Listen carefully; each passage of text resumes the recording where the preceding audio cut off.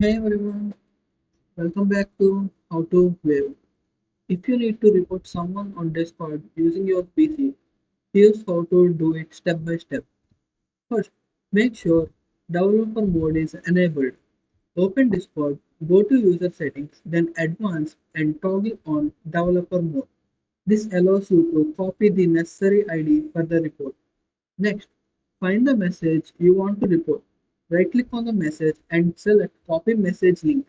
This link contains the message ID which is crucial for the report. Now, you will need the user ID of the person you are reporting. Right click their profile in the server or direct message and copy ID. Once you have the required IDs, visit Discord's trusty and safety page by searching for it online. Fill out the report form with the details, paste the message link and user ID, and describe the issue. Be specific to help the Discord team investigate. Thank you for watching How to Whale. Like, share, and subscribe for more useful guides.